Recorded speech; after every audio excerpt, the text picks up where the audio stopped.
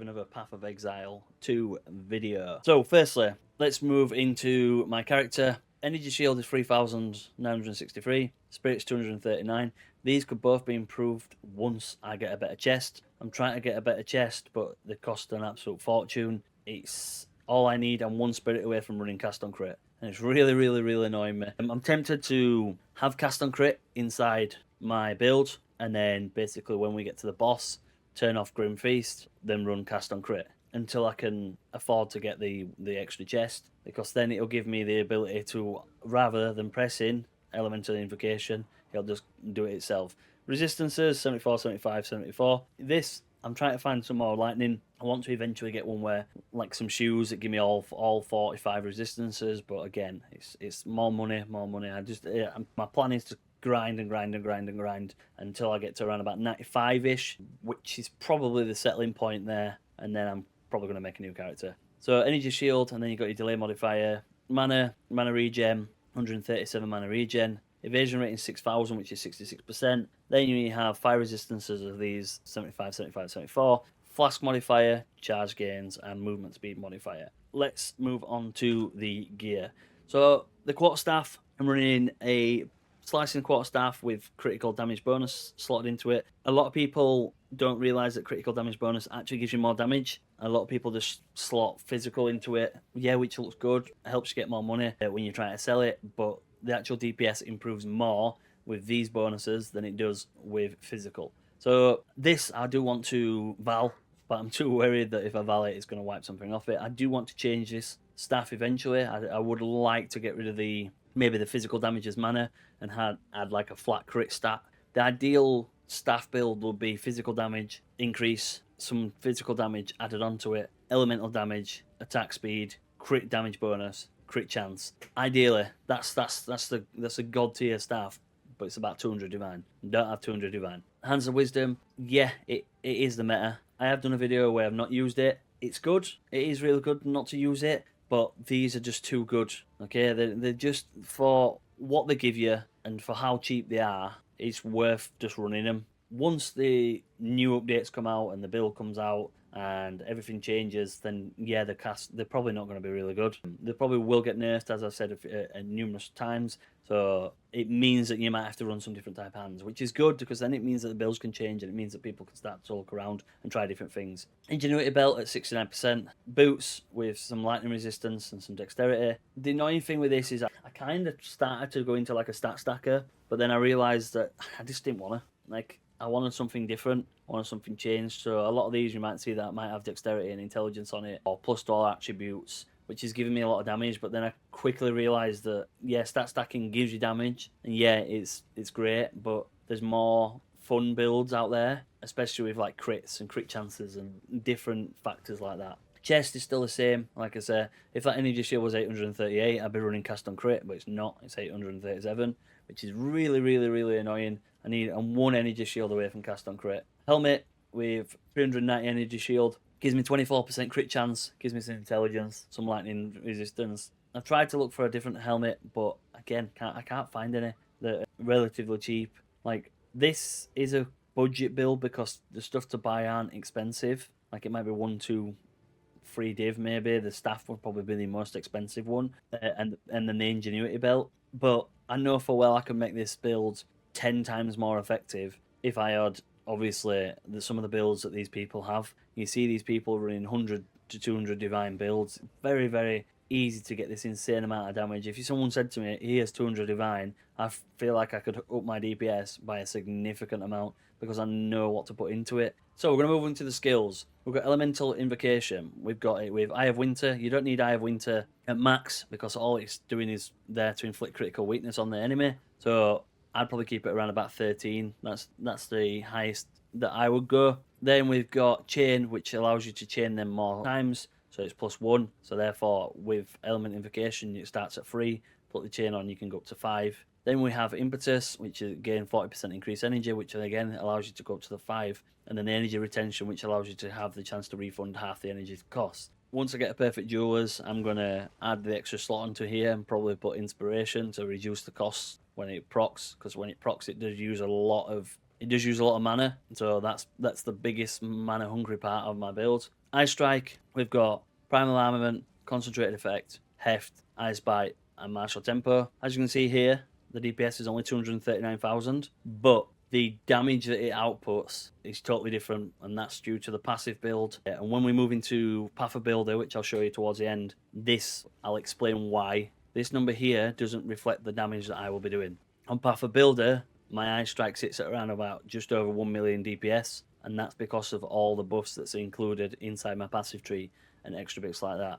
So as you can see, I've got 45% chance to crit, 663% critical damage bonus. I did have this higher. I had this flat stat at 298,000, but I went and changed the build. I went and looked through, and I found that I'm proccing Herald of Thunder and Herald of Ice more. I'm freezing bosses for significant amount of time, and my damage is just so much higher. Like, I'm literally one-shotting enemies, and then tier 15, tier 16 bosses, couple of seconds, if that, 2-3 seconds, boom, gone. It's so much faster, so much faster. Tempest Bell, I've got Overabundance, Heavy Swing, Close Combat, Soul Thief to get some of their mana, and then Cold Exposure, which inflicts cold exposure and critical hits. I'm probably going to remove Soul Thief and put Font of Mana. Grim Feast with Clarity and Precision, so this is accuracy and mana regen. Wind Dancer, Wind Wave, Maim, Inevitable Critical to get this critical hit chance, which then finds Wind Dancer actually killing quite a lot of low level adds. And then Culling Strike, again, this allows you to, when it does Wind Wave, it kills a lot of like low level adds and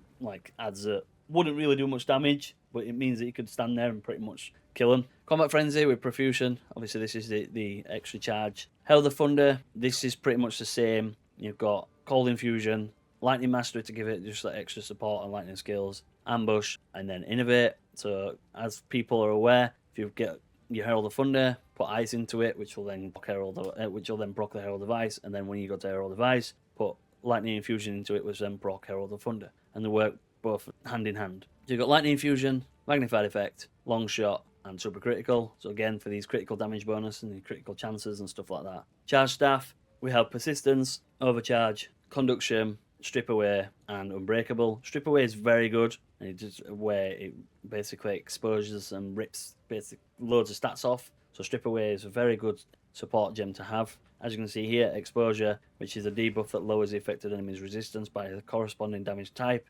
By default, it inflicts 20% to the specified resistance and lasts for 4 seconds. So when you see on the video right at the beginning, when I'm hitting bosses, you'll see like -20, -20, -20. It's because this is stripping all away its resistances, which means that they're easier to kill. So let's move on to the passive tree. This is the one that I've worked quite a lot on. I've gone away, I've done some research. It's cost a lot of time. It's cost a lot of effort. It's cost a lot of XP. From trial and error, where the build was alright and then maybe change it, and then I died, and then I've got to a point now where it's comfortably a really, really strong build. As I said at the beginning, it could be better. I'm not saying it's perfect. I'm not saying it's the best build on Path of Exile, but it's very good. If you have better gear than me, it will be better for you. Okay, that's basically how it works. It gives you a lot of hidden DPS that a lot of people don't look at. A lot of people go to this number, see this number increase, and go, yay, this is what it means. When this number is sat there, 1.something million DPS, yeah, that might be great, but then if you go on to Path of Builder, you might only be doing 1.4 million, whereas I'm doing nearly 2 million. And to be fair, it's actually over 2 million now. Okay, so that's just how it works. A lot of people's builds, you have to take with a pinch of salt. Okay, checking Path of Builder, that's the real stats. That's where the real DPS is, as someone left a comment on my video before. So let's go into the passive tree. As you can see straight away, it's changed quite a bit, okay? Especially since we've moved onto different factors around the tree, and I've added different things that some people wouldn't add, but it works really, really well. So we'll go straight into the Ascendancy. We've got Lead Me Through Grace, which is one spirit and by Energy Shield and Evasion. And then you've got your Evasion and Energy Shield, Critical Chance, and Sunder my enemies to ignore non-negative elemental resistances. Then we have Shock Effect, Chill Effect, and the Blizzard, and I Am the Thunder, okay, for the extra cold damage and extra ice damage, and the fact that it creates Chill Ground and Shock Ground. Then we come up here, Skill Speed, Crit Bonuses, Attack and Attack Speed, Evasion, Crit, and then we go into Intelligence. I've put Intelligence and Dexterity around my build. I just played around with it to find which one would give me the best numbers. I found that a certain amount of intelligence is better than dexterity, so you may see that there's more dexterity here than there is intelligence, or there's more intelligence in some areas than there is dexterity. So we've come up here so we can get these crit damage bonuses down here. So we can get 10% there, 15% damage bonus, and 25% critical hit chance. Then we get the damage bonus, hit chance, and then the damage bonus if you dealt a non-critical hit recently, and then it gives you a 20% increased crit chance. So if you've not dealt a crit, you get 25% critical damage bonus. It's good. It gives you a lot of damage, but in a build that relies on crits, maybe it could be taken off, but it's always good to have that extra 20% critical hit chance. It's one of them like 6 and 2 freeze type things. It's probably good to take off, but probably good to keep on. Come up here around, obviously resonance to get the charges. Then we've got a ring that gives me spell damage, cold damage, critical damage bonus, and mana regen rate.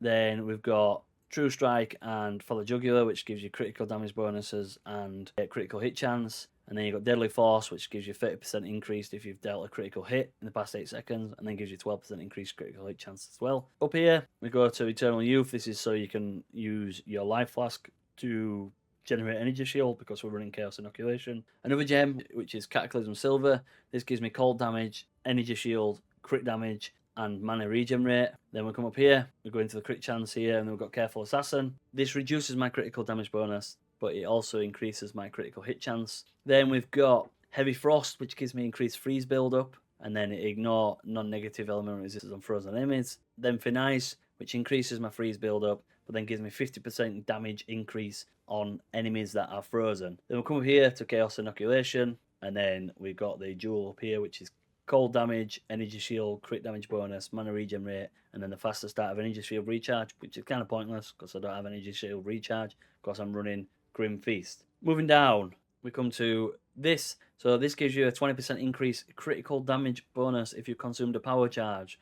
So that's 20%, that's 20%, that's 20%. That's a 60% critical damage bonus if you've consumed a power charge, and then it gives you 2 power charges there. So this gives you a lot of damage because then it puts you at 5 power charges, which increases your damage, and then you get 60% increased critical damage bonus if you consumed a power charge. Because you're running Resonance, where you're getting Power Frenzy Endurance charges, you're constantly running Charge Staff. So therefore, if you just keep running around, keep pressing F as mine is, and Charge Staff, you will constantly keep these extra 60% buffs up. Then we come down here, critical damage bonus, and then Throat Seeker, which gives you more critical damage bonus, but reduces your critical hit chance slightly. Moving down, these here are your Quarterstaff. These are great to have. So we've got Whirling Assault. It is good. It gives you a lot of damage, but it is very, very annoying because it knocks back the enemies if you get a critical hit with them. In a build that gets critical hits quite a lot, it is infuriating sometimes, but it's these bonuses that help. So you get 20% increased days and freeze build up, 20% increased days and freeze build up, and then 30% increased defenses, days, freeze, and stun build up. These defenses while wielding a staff are great because it gives you a 30% buff to everything. That's evasion, energy shield, physical damage reduction, stuff like that. You remove that, you'll drop energy shield, you drop evasion, and again, the days, the freeze build up, the stun build up is amazing because the boss can't do any damage to you if it can't attack you. If you can freeze Zesh or you can freeze the Arbiter, you're free to attack them as much as you want. Okay, that's the best thing about it. If you can just freeze them, that's it, they stay frozen. Once they basically defrost, you freeze them again. And when they are frozen, you're getting increased damage. So you're getting a 50% increased damage on it. Plus the bell, plus the crit chances. Okay, it's a very, very good build that maximizes a lot of hidden damage. Then we come down here. So we've gone for these down here, which I was unsure about because of what they are. It says on full life. But when you're mapping, most of the enemies are going to be on full life. So you're getting a 20% increased damage, a 40% increased damage bonus, critical damage bonus, another 40% critical damage bonus, and then a 50% critical hit chance against enemies that are on full life. You cannot be blinded while on full life, which we are on full life because even though we've got 1 out of 1, we're still on full. And then you get an 80% increased damage with hits against enemies that are on full life as well. So this here gives you an insane amount of hidden DPS. Okay, it doesn't up your DPS according to the overlay,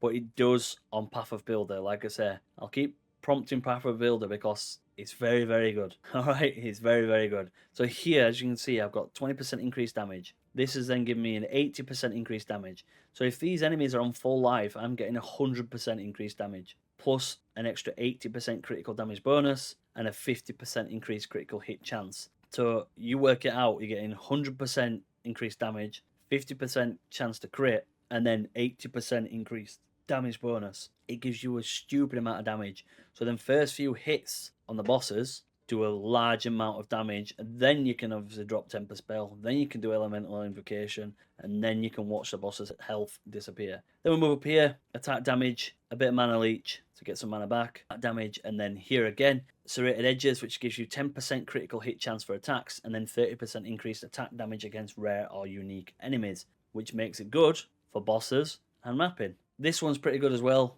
which gives you 5% attack speed, and then you get accuracy, which means you can hit him a little bit better. But I removed it and added the power charges. I found it helped more. This is good as well, which gives you your mana leech and then increases your chance to inflict ailments against rare or unique enemies. So if you pair this with these, obviously that's giving you 70% freeze build up here, plus up here, which is giving you an extra 20% freeze build up, an extra 20% freeze build up. So that's 110% freeze build up. Add that to the 25% chance to inflict an ailment, which is freeze. You can basically freeze anything. And as I said before, if you freeze, they can't do the damage. Then we move down here, the heralds, which gives you the cold damage. These are a necessity. You need to have these when you're running Herald of Thunder and Herald of Ice. Down here for more crit damage bonuses and critical hits and crit chance, etc. Then we've got the dexterity, which is proficiency, which dexterity then pairs with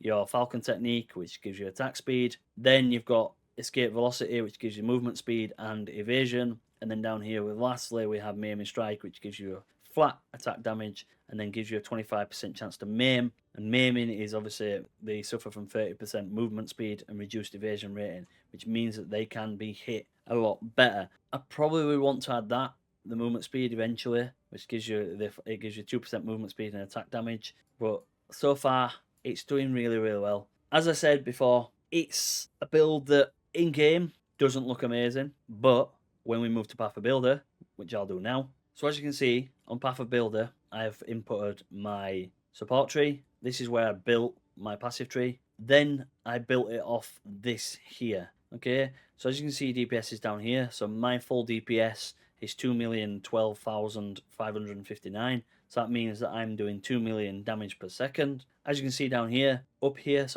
have the attack rate of 3 attacks per second, a crit chance of 51.26%, and then we have an effective crit chance, this is because of down here, of 51.26%, a crit multiplier of 937%, and then a hit chance of 100, which means that then, like I said before, my Ice Strike is doing 1 million damage per attack. Okay, as you can see, this is on its third strike. On its normal strikes, it's doing 924,000, and then on the third strike, it does 1 million. Tells you your mana cost, tells you your strength, dexterity, intelligence, tells you your effective hit pool, your life, your total mana, your mana regen, your total spirit, your energy shield, how much you've got from the tree, your evasion rating, the percentage from the tree, your evasion chance. As you can see, there's a 73% chance to evade on the stats in there. It said it's a 66 because this takes into account Wind Dancer. Your resistances, your chaos resistance, as it says, immune, and your movement speed. So this is very, very good to show you how your build will be affected. Okay, all you do is get your items, as you can see, copy and paste them into here, and then you select which ones you want to run. Then you can go to your configuration, so you can look at where you are, your end game, your charges. Have you crit recently? Is a shocked enemy in the last 3 seconds? Have you frozen an enemy recently? There we go, look at that. If you freeze an enemy, that's 2.5 DPS. Have you been stunned recently? Have you used Warcry? Have you crit in the past 8 seconds? Which would be yes. Have you dealt a non-crit recently? Again, boost your damage up. So this is giving you a full DPS. You need to play around with this. Tells you Wind Dancer. Is Wind Dancer active? Yes. Is Innovation active? Inevitable critical support. Number of seconds since a critical hit. Okay, you add this up, and it increases your DPS. So I've left quite a lot of these at 0. So as you can see, it jumps up massively. If I've not shocked and I've not frozen, I'm doing 1.5 million DPS. If I shock them and I freeze them, I do 2.5 million DPS. So I'm getting 1 million damage just by shocking and freezing an enemy. It's insane how much things will change. So it's good to play around with, have a look at it, So these calculations, it's very overwhelming at first, but just jump in, copy your build, spend 10-15 minutes copying your build, and play around, because there's a lot of hidden DPS, there's a lot of hidden statistics that the game doesn't show you. Okay, yes, it gives you that number, and you get this flat stat, and you see, oh, 500,000 DPS, which is great. But if you're getting 500,000 DPS and 10% chance to crit and a 20% increased bonus on it, compared to someone that's getting 250,000 DPS, a 50% chance to crit, and then a 900% increased damage when they do crit, which one's going to be doing the most damage? Okay, so DPS is great, but again, these hidden stats what make the game. All right, that's why a lot of people, if you look at them, some people have commented on my video, some people have commented on other people's videos, saying drop your path of building, show me your max roll GG build. Okay, and this is because it shows all this, and they can go into really, really in-depth amounts. Anyway, apologies for the long video. If you have any comments, like I said, please leave them below. If you have any ways I can improve my build, any ways I can quickly get some divine orbs or something like that so I can change it, any hidden stats that I don't know about, please let me know. And if you like the content, please subscribe. I will be uploading more Path of Exile videos over the next couple of days. I'm probably going to change from a monk to a ranger. You know, I've been working on a ranger build. I want to play something a little bit different, going from physical to range. And yeah, don't forget to like, comment, and subscribe. Stay safe. Peace.